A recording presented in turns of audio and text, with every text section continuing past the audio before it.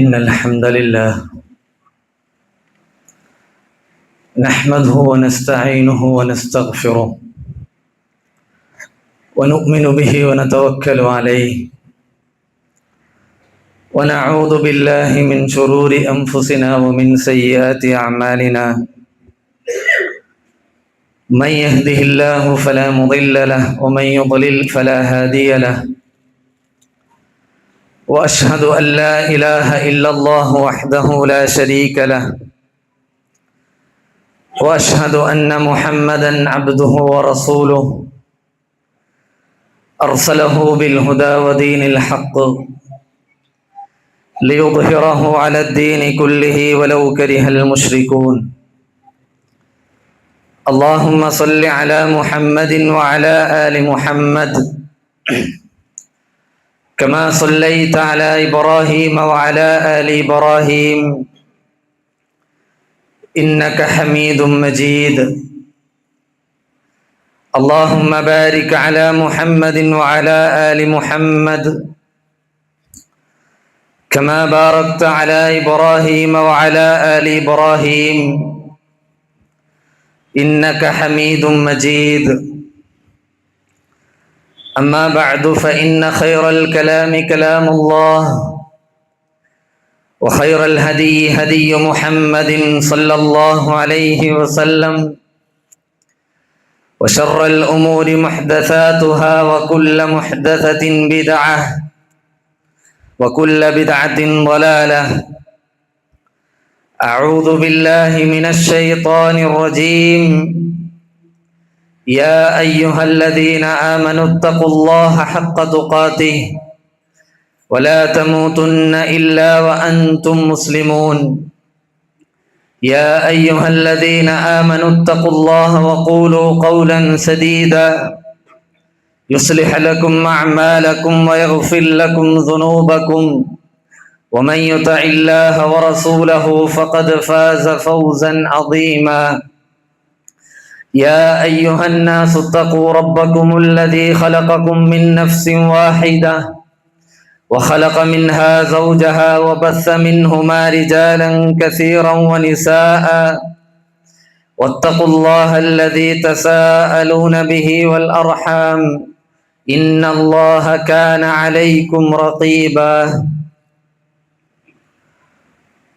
സ്നേഹധരണീയരായ സഹോദരി സഹോദരന്മാരെ, സുഹൃത്തുക്കളെ, സർവ്വലോകരക്ഷിതാവായ അള്ളാഹുവിൻ്റെ വിധിവിലക്കുകളും അവൻ്റെ നിയമനിർദ്ദേശങ്ങളും ജീവിതത്തിൻ്റെ എല്ലാ മേഖലകളിലും കാത്തു സൂക്ഷിച്ച് മുത്തഖികളായി ജീവിക്കാൻ ശ്രമിക്കണേ എന്നാദ്യമായി എന്നെയും ശേഷം നിങ്ങൾ ഓരോരുത്തരെയും തഖ്വ കൊണ്ട് വസിയ്യത്ത് ചെയ്യുകയാണ്, ഉപദേശിക്കുകയാണ്. അല്ലാഹു സുബ്ഹാനഹു വ തആല അവനെ സൂക്ഷിച്ച് ജീവിക്കുന്ന മുത്തഖീങ്ങളിൽ നമ്മെ എല്ലാവരെയും ഉൾപ്പെടുത്തി അനുഗ്രഹിക്കുമാറാകട്ടെ.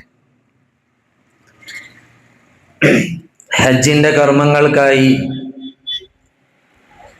ലോക മുസ്ലിമീങ്ങളുടെ പ്രതിനിധികൾ മനസ്സുകൊണ്ടും ശരീരം കൊണ്ടും ഒരുങ്ങിക്കഴിഞ്ഞിട്ടുള്ള ഒരു സന്ദർഭമാണിത്.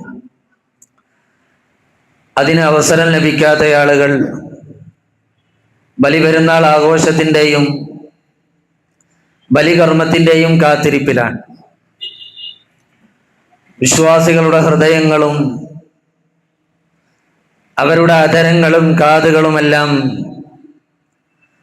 തക്ബീർ ധ്വനികൾ കൊണ്ട് നിറഞ്ഞു തുളുമ്പുന്ന ദിനരാത്രങ്ങളാണ് ദുൽഹിജ്ജയിലെ വിശേഷപ്പെട്ട ദിനങ്ങൾ. പ്രവാചകൻ സല്ലല്ലാഹു അലൈഹി വസല്ലമയുടെ ഹജ്ജ് യാത്രയുടെ ഓർമ്മകൾ കൂടി അയവിറക്കുന്ന ഒരു സന്ദർഭം കൂടിയാണിത്. ഹിജ്റ 8-ാം വർഷം മക്ക വിജയനാളിൽ കഅബയുടെ അകത്തളങ്ങളിലെ വിഗ്രഹങ്ങളെ നീക്കം ചെയ്തുകൊണ്ട് അതിൻ്റെ ശേഷം 2 വർഷം കഴിഞ്ഞിട്ടാണ് പിന്നെ നബി സല്ലല്ലാഹു അലൈഹി വസല്ലം ഹജ്ജ് നിർവഹിച്ചിട്ടുള്ളത്. പ്രവാചക ജീവിതത്തിലെ ആദ്യത്തെയും അവസാനത്തെയും ഹജ്ജായിരുന്നു അത്. ആ സുവർണ നിമിഷത്തിന് സാക്ഷികളാവാൻ പല നാടുകളിൽ നിന്നായി വന്നിട്ടുള്ള ആളുകളെ, ആ ജനസഞ്ചയത്തെ നബി സല്ലല്ലാഹു അലൈഹി വസല്ലം അഭിമുഖീകരിക്കുകയാണ്. ഒട്ടകപ്പുറത്ത് ഇരുന്നു കൊണ്ടും അല്ലാതെയുമായി വിവിധ സന്ദർഭങ്ങളിൽ നബി കരീം സല്ലല്ലാഹു അലൈഹി വസല്ലം ആ ഹജ്ജ് വേളയിൽ നടത്തിയ പ്രഭാഷണങ്ങൾ നമ്മൾ പഠനവിധേയമാക്കേണ്ടതാണ്.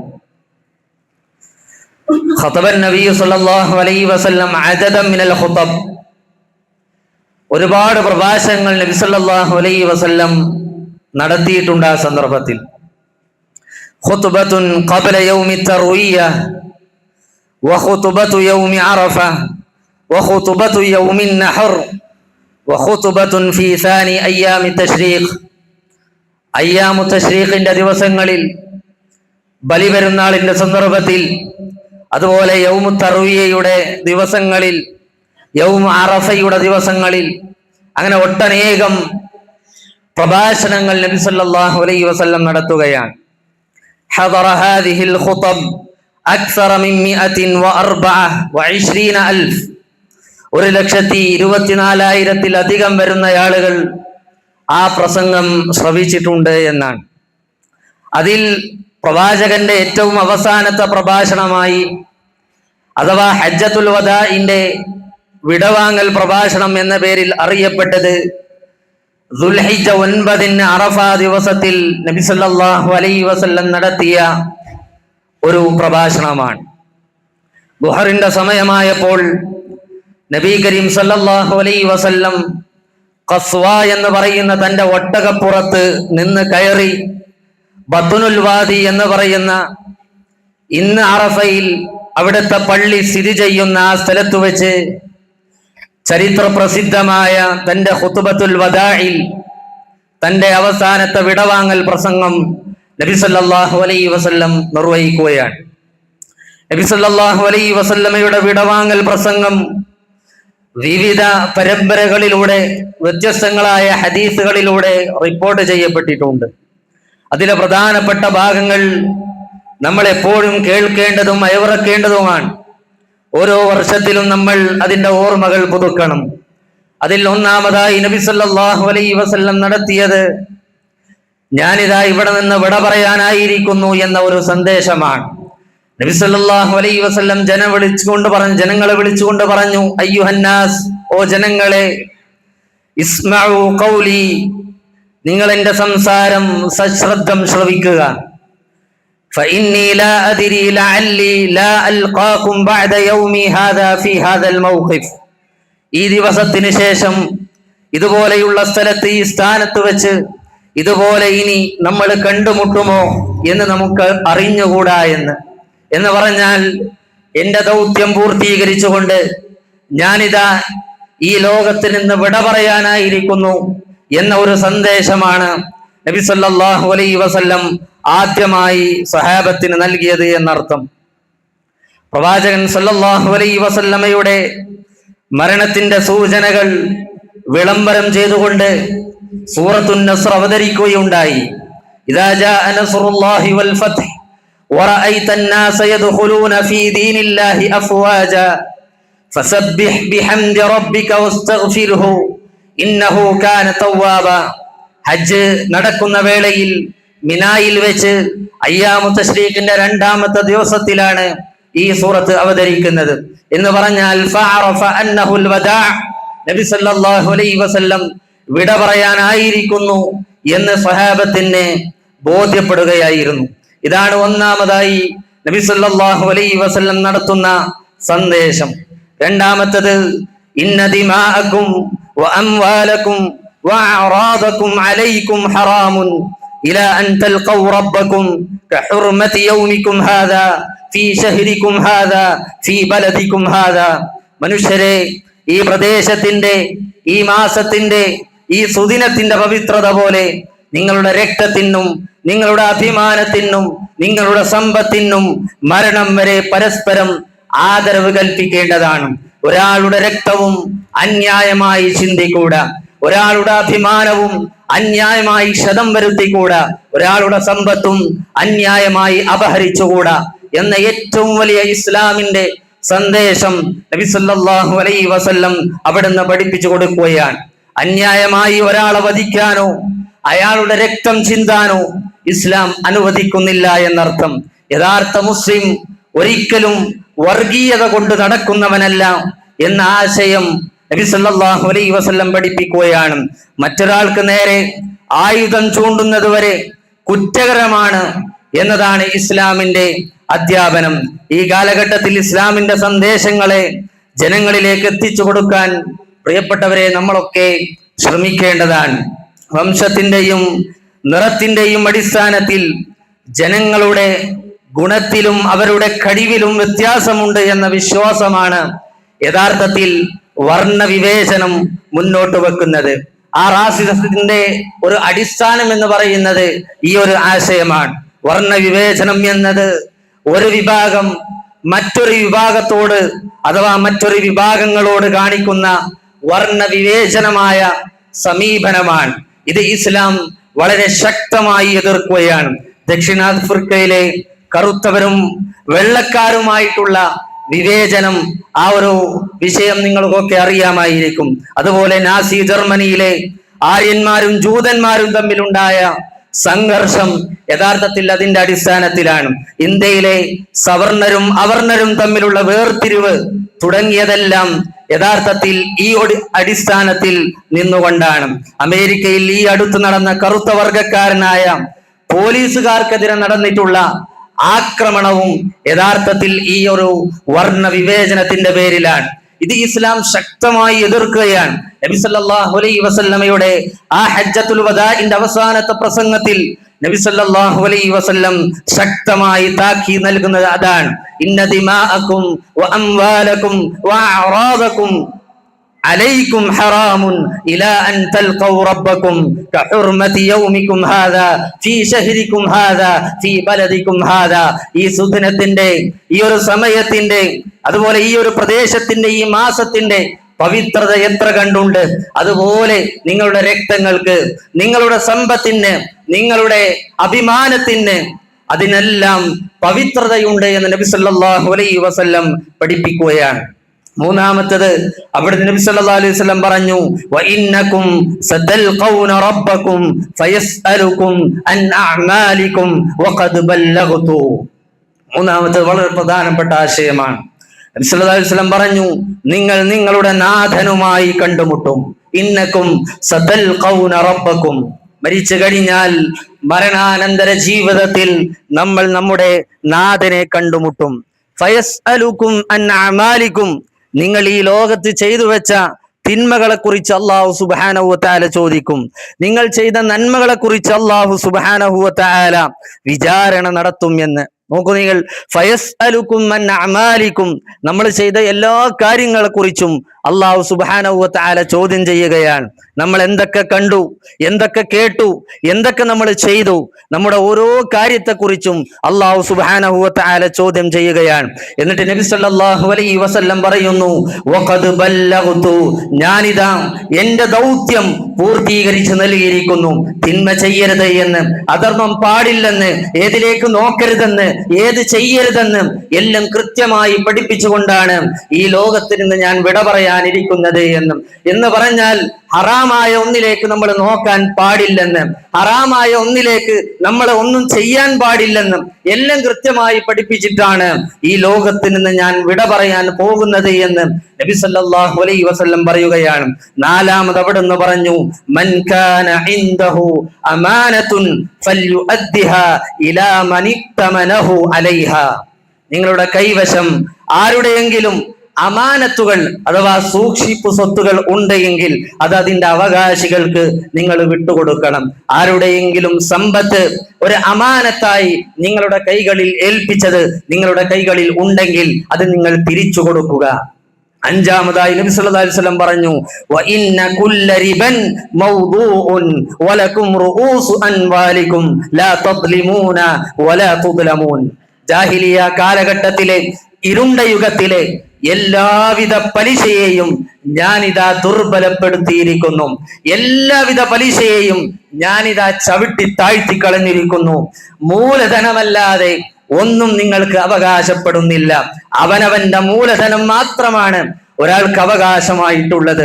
ലാ തദ്ലിമൂന വലാ തുദ്ലമൂൻ. ഒരാളുടെയും നേരെ അതിക്രമം പാടില്ലല്ലോ. അതുകൊണ്ട് പലിശ ഇനി നമുക്ക് പറ്റില്ല, അത് ഹറാമാണ്. ഖദല്ലാഹു അല്ലാ റിബൻ വ ഇന്ന റിബ അബ്ബാസ് ഇബ്നു അബ്ദുൽ മുത്തലിബ് മൗദൂഉൻ കുല്ലുഹു. എന്റെ പിതൃവ്യൻ അബ്ബാസ് ഇബ്നു അബ്ദുൽ മുത്തലിബ് റളിയല്ലാഹു അൻഹു, അദ്ദേഹം അന്ന് വലിയ പലിശക്കാരനാണ്. എല്ലാവരും അദ്ദേഹത്തിന് പലിശ കൊടുക്കാനുണ്ട്. ഞാനിതാ എന്റെ പിതൃവ്യനായ അബ്ബാസ് ഇബ്നു അബ്ദുൽ മുത്തലിബിന് കിട്ടേണ്ടതായ മുഴുവൻ പലിശയും ഞാനിതാ ദുർബലപ്പെടുത്തിയിരിക്കുന്നു എന്ന് നബി സല്ലല്ലാഹു അലൈഹി വസല്ലം പറയുകയാണ്. പലിശയുടെ ഗൗരവം നാൾക്ക് നാൾ കുറഞ്ഞു വരുന്ന ഒരു സമയത്താണ് നമ്മൾ ജീവിക്കുന്നത്. വാഹനം വാങ്ങാൻ പലിശ വേണം, വീട് വെക്കാൻ പലിശ വേണം, കച്ചവടം ഒരു ബിസിനസ് തുടങ്ങണമെങ്കിൽ പലിശ വേണം, സ്ഥലം വാങ്ങണമെങ്കിൽ പലിശ വേണം. പലിശയില്ലാത്ത എന്താണ് ഇന്നുള്ളത്? പലിശ ഒരാളുടെ ജീവിതത്തിൽ വന്നാൽ, അതിന്റെ ഏതെങ്കിലും ഒരു അംശം നമ്മുടെ ജീവിതത്തിൽ വന്നാൽ നമ്മുടെ സമ്പത്ത് ഹറാമായി, നമ്മുടെ സമ്പത്തിന്റെ മുഴുവൻ ബറക്കത്തും നഷ്ടപ്പെട്ടു. പിന്നെ നമ്മൾ സമ്പാദിക്കുന്ന എല്ലാം ഹറാമാണ്. നമ്മുടെ ബാങ്ക് അക്കൗണ്ടിൽ അതിന്റെ ബാലൻസിൽ പലിശ കയറിയാൽ സഹോദരങ്ങളെ നമ്മൾ ശ്രദ്ധിക്കേണ്ടതാണ്. നമ്മൾ നമ്മുടെ മാതാപിതാക്കൾക്ക്, നമ്മുടെ വൈഫിന്, നമ്മുടെ കുട്ടികൾക്ക് നമ്മൾ കൊടുക്കുന്ന, നമ്മുടെ കുടുംബത്തിന് നാം വാങ്ങിക്കൊടുക്കുന്ന എല്ലാ വസ്ത്രവും ഹറാമായി തീരും. നമ്മുടെ സമ്പത്തിൽ, നമ്മുടെ കുടുംബത്തിൽ ബറക്കത്ത് നഷ്ടപ്പെടും. നമ്മുടെ ജീവിതത്തിൽ അസ്വസ്ഥതകൾ, സമാധാനക്കേടുകൾ കടന്നു വരും. നമ്മുടെ ജീവിതത്തിൽ എല്ലാവിധ ബറക്കത്തുകളും റഹ്മത്തും അതോടെ നിർത്തപ്പെടും. അതുകൊണ്ട് ഗൗരവമായി ശ്രദ്ധിക്കണം. നബി സല്ലല്ലാഹു അലൈഹി വസല്ലം പറഞ്ഞു, എല്ലാവിധ പലിശയും ഞാനിതാ ദുർബലപ്പെടുത്തിയിരിക്കുന്നു, ഇനി മുതൽ അത് പാടില്ലെന്ന്. അതുകൊണ്ട് നമ്മൾ വാങ്ങിക്കുന്ന വസ്ത്രങ്ങൾ, നമ്മൾ നമ്മുടെ കുടുംബത്തിന് വാങ്ങിക്കൊടുക്കുന്ന ഭക്ഷണങ്ങൾ എല്ലാത്തിലും ഹറാമായി തീരുന്ന ഒരു അവസ്ഥ സംജാതമായി തീരുകയാണ്. അതുകൊണ്ട് ഗൗരവത്തോടുകൂടി നമ്മൾ ആ വിഷയം ശ്രദ്ധിക്കണം. ആറാമതായി നബി സല്ലല്ലാഹു അലൈഹി വസല്ലം പറഞ്ഞു, വ ഇന്ന കുല്ല ദമിൻ കാന ഫിൽ ജാഹിലിയ്യതി മൗദൂഉൻ. അനിസ്ലാമിക കാലത്തെ അഥവാ ജാഹിലിയ കാലഘട്ടത്തിലെ എല്ലാ കുടിപ്പകയും ഇന്നിതാ ഞാൻ ദുർബലപ്പെടുത്തിയിരിക്കുന്നു. ഇനി ഒരാൾക്കും ഒരാളോടും ഒരു ദേഷ്യവും ഒരു പകയും വേണ്ട, എല്ലാം ഞാനിതാ ദുർബലപ്പെടുത്തിയിരിക്കുന്നു. വ ഇന്ന അവ്വല ദിമാഇകും അളഉ ദമി ഇബ്നു റബീഅത ഇബ്നുൽ ഹാരിസ് ഇബ്നു അബ്ദുൽ മുത്തലിബ് കാന മുസ്തർദഅൻ ഫീ ബനി ലൈസ് ഫഖതലതുഹു ഹുദൈലുൻ ഫഹുവ അവ്വലു മാ അബ്ദഉ ബിഹി മിൻ ദിമാഇൽ ജാഹിലിയ. അനിസ്ലാമിക കാലത്തെ എല്ലാവിധ കുലമഹിമകളും പദവികളും ഞാനിതാ ദുർബലപ്പെടുത്തിയിരിക്കുന്നു. ആർക്കും ആരോടും ഒരു ഗോത്രത്തിന്റെ പേരിലും ഒരു നിറത്തിന്റെ പേരിലും ആരെയും പെരുമ നടിക്കേണ്ട ആവശ്യമില്ല. എല്ലാം ഇതാ ഞാൻ ദുർബലപ്പെടുത്തുന്നു. അബ്ദുൽ മുത്തലിബിന്റെ മകൻ, ഹാരിസിന്റെ മകൻ റബീഅയുടെ മകന്റെ വിഷയത്തിലാണല്ലോ ഏറ്റവും വലിയ പ്രതികാരമുള്ളത്, ഏറ്റവും വലിയ കുടിപ്പകയുള്ളത്. അതുകൊണ്ട് അത് പാലൂട്ടാൻ വേണ്ടി ലൈസ് ഗോത്രത്തെ ഏൽപ്പിച്ചതാണ് ആ കുട്ടിയെ, റബീഅയുടെ കുട്ടിയെ ലൈസ് ഗോത്രത്തിൽ ഏൽപ്പിക്കുന്നു പാലൂട്ടാൻ വേണ്ടി. എന്നാൽ ഹുദൈൽ ഗോത്രക്കാരാൽ ഉണ്ടായ ഒരു യുദ്ധത്തിൽ ഒരമ്പ കുട്ടിയിൽ തറക്കുകയും ആ കുട്ടി മരണപ്പെടുകയും ചെയ്യുന്നു. അതോടുകൂടിയാണ് അവിടെ പക ഉണ്ടാകുന്നത്, വിദ്വേഷം ഉണ്ടാകുന്നത്.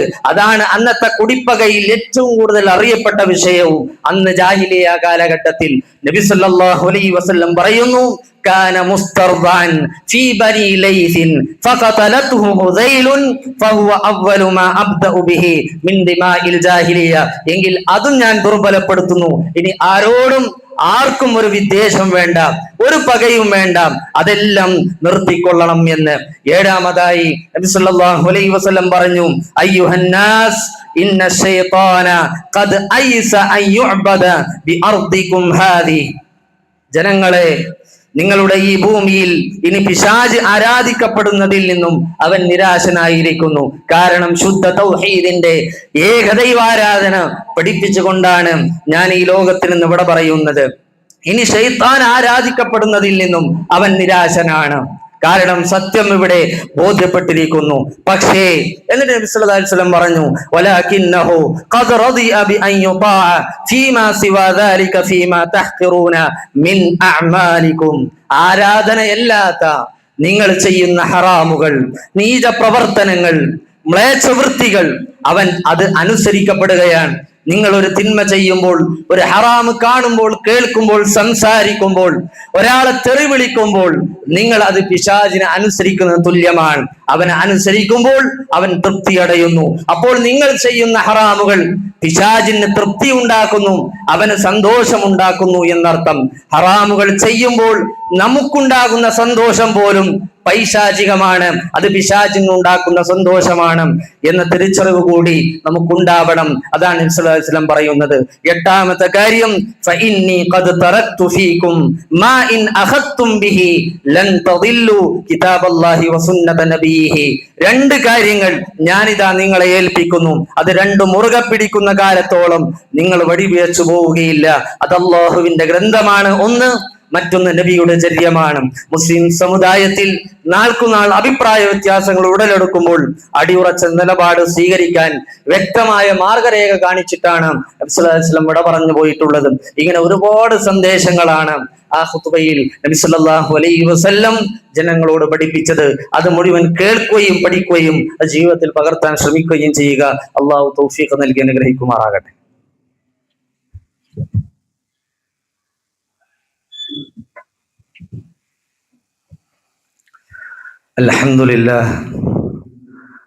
അൽഹംദുലില്ലാഹി റബ്ബിൽ ആലമീൻ വസ്സലാത്തു വസ്സലാമു അലാ റസൂലിഹിൽ അമീൻ വഅലാ ആലിഹി വസഹ്ബിഹി അജ്മഈൻ. അമ്മാ ബഅദ്.